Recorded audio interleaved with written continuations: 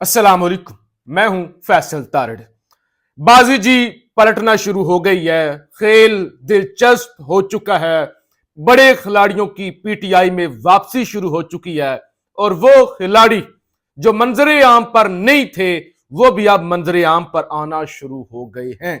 खान के दुश्मन, खान के मुखालफीन आपस में लड़ रहे हैं, एस्टैब्लिशमेंट को भी तगड़े झटके लग रहे हैं और वो जो कहते थे कि अगले इलेक्शन में इमरान खान नहीं होगा, मायूसी फैला रहे थे और वो कह रहे थे कहां से उम्मीदवार लेकर आएंगे ये, ओ इलेक्शन कौन लड़ेगा, इनका अब जो है वो इनकी कहानी खत्म है। हाँ बात करें नवाज की, हाँ बात करें पीपल्स पार्टी की, ये पीटीआई का अब खेल खत्म है। तो लिहाजा अब वो हैरान भी हैं, परेशान भी हैं, मातम भी वो कर रही हैं। खेल अचानक इससे भी ज्यादा अभी तब्दील होना शुरू हुआ है। मैंने आपको कहा था इलेक्शन का शेड्यूल आ जाए और अगले चंद दिनों के अंदर आप नए से नए सरप्राइज देखेंगे, ऐसे ऐसे सरप्राइज आएंगे कि आप लोग भूल जाएंगे कि बाजी किस तरह से पलटेगी। अभी बाजी पलटनी है, अभी बाजी पलटनी शुरू हुई है और एन उस वक्त जब इलेक्शन का वक्त करीब आ जाए हो सकता है बाजी इतनी पलट जाए कि ताकतवरों के पास कोई ऑप्शन ही ना रह जाए और वो मार्शल लॉ लगाने ना आ जाए। इसके अलावा कोई ऑप्शन बचना नहीं है क्योंकि हालात उस तरफ जा रहे हैं। एक तो जनाब उस्मान डार साहब आज वो भी आए खुल खुलाकर सामने। आज उन्होंने प्रेस कॉन्फ्रेंस भी पहले की अपनी वालदा के साथ और उन्होंने बताया कि मैं अपनी मां के साथ खड़ा हुआ हूं और ये ख्वाजा आसिफ जो है ये बेगैरत है, औरतों पर हमला करता है।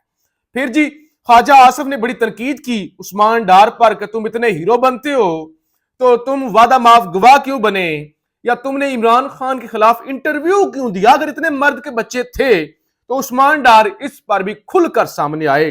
उन्होंने कहा ख्वाजा आसिफ वादा माफ गवाह तो तुम्हारे नाजायज बाप नवाज शरीफ के खिलाफ उसका समधी इसहाक डार भी बना था जिसके तुम और तुम्हारा सारा खानदान जूते पॉलिश करते हो।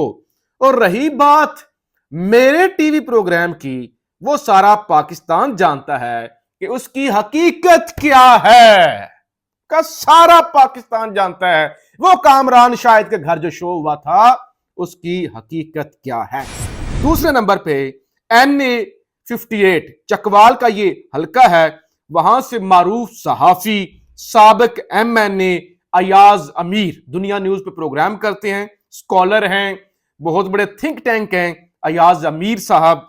उन्होंने भी जनाब वहां से कागजाते नामजदगी हासिल कर लिए हैं। तीसरा नंबर पे शुएब शाहीन आज इलेक्शन कमीशन के सामने पेश हुए हैं और उन्होंने कहा है कि बानी चेयरमैन ने जेल में टिकटों की तकसीम के लिए मुशावरत की जो करनी है तो लिहाजा उनसे इजाजत मुलाकात की इजाजत दी जाए। हम जब जेल जाते हैं तो डॉक्यूमेंट्स कागज जितने भी होते हैं वो अंदर लेकर जाने की इजाजत नहीं होती, तो ये मामला साफ और शफाफ इलेक्शन का है तो लिहाजा हमें खान के साथ मुलाकात करने की इजाजत दी जाए।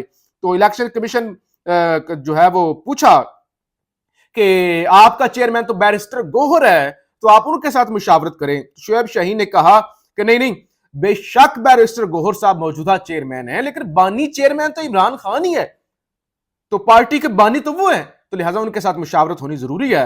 तो इस पर चीफ इलेक्शन कमिश्नर ने कहा कि आप दरखास्त दे दें, हम इस पर मुनासिब हुक्मनामा जारी कर देंगे। फिर जनाब आहद चीमा, आज वो खबर आपने सुन ली होगी, टाउट शहबाज शरीफ का टाउट आहद चीमा, उसको भी इलेक्शन कमीशन ने बरतरफ कर दिया, ओहदे से हटा दिया, उठाकर बाहर मारा। आहद चीमा मैंने पहले भी बताया था उनके पास वक्त कम है, या तो वो अपनी चोरी शुदा रकम अपने असासे जाहिर करें या उनको फारिग होना पड़ेगा।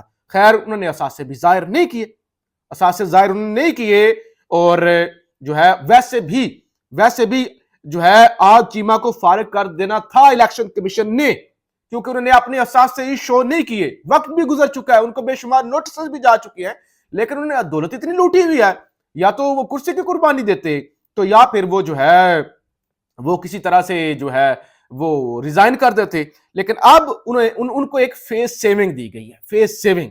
इलेक्शन कमीशन ने कहा क्योंकि ये पिछली हुकूमत के अंदर भी थे तो लिहाजा अब इनके होते हुए जो है वो साफ और शफाफ इलेक्शन नहीं हो सकता, तो लिहाजा ان کو اب اسٹیبلشمنٹ ڈویژن ان کی برطرفی کا نوٹیفیکیشن کرے اور 21 دسمبر کو فواد حسن فواد کے حوالے سے بھی فیصلہ کیا جائے گا کہ ان کو بھی برطرف کرنا ہے یا ان کو عہدے پر رکھنا ہے.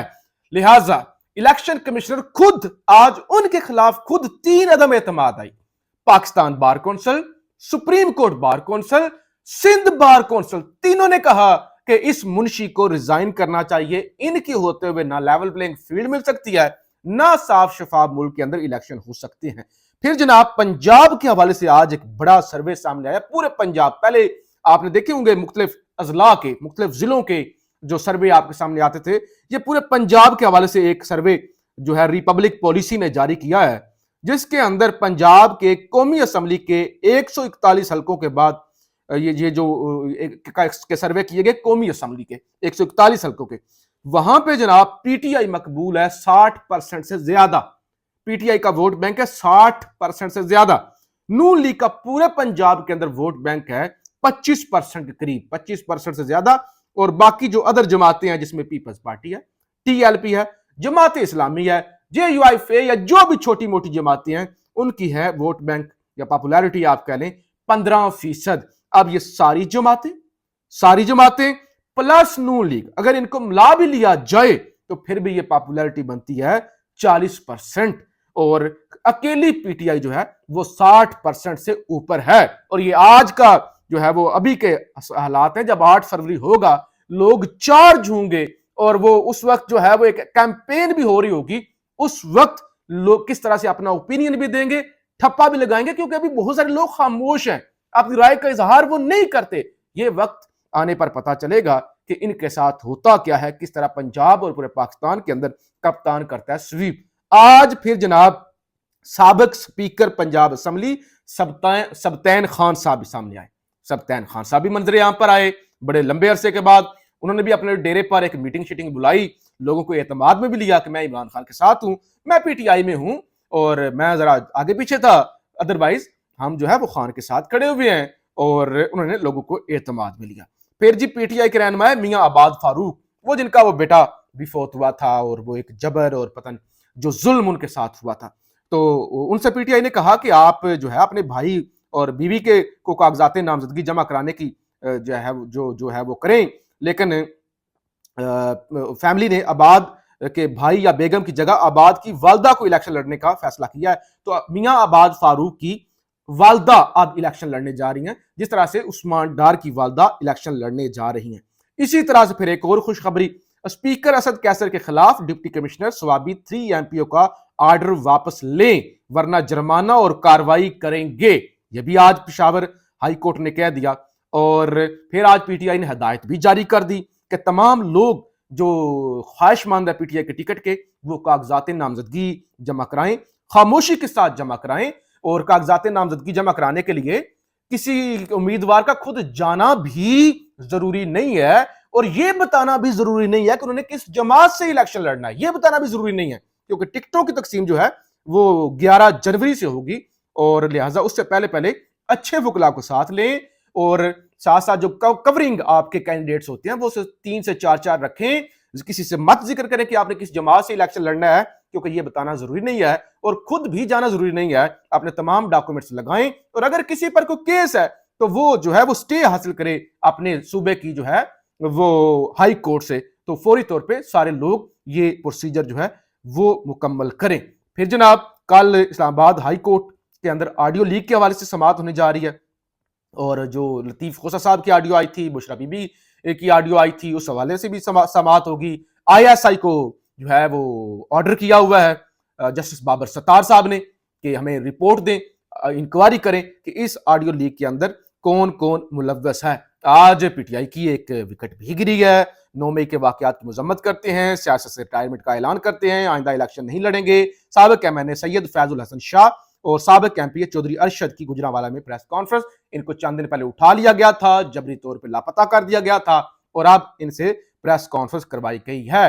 دا انٹرسیپٹ کی سٹوری بھی آئی ہے کل کہ انٹرسیپٹ یہ کہتا ہے، ایک عالمی ادارہ ہے، کہ آئی ایس آئی کے ذرائع انہوں نے بتایا ہے کہ یہ سائفر والا جو معاملہ ہے یہ انتہائی کمزور معاملہ ہے، اس سے کوئی نیشنل سیکیورٹی ہرٹ نہیں ہوئی، کوئی عمران خان نے ملک دشمنی نہیں کی، اور وہ جو تحریر اگر مان بھی لیا جائے کہ عمران خان نے وہ سائفر جو ہے لہرایا ہے یا سائفر لیک ہو گیا ہے تو وہ ایک ٹرانسلیٹڈ کاپی تھی سائفر کی، اس سے جو آپ کا ایک کوڈنگ کا نظام ہے، سیکیورٹی کا نظام ہے کمیونیکیشن کا، وہ متاثر نہیں ہوتا۔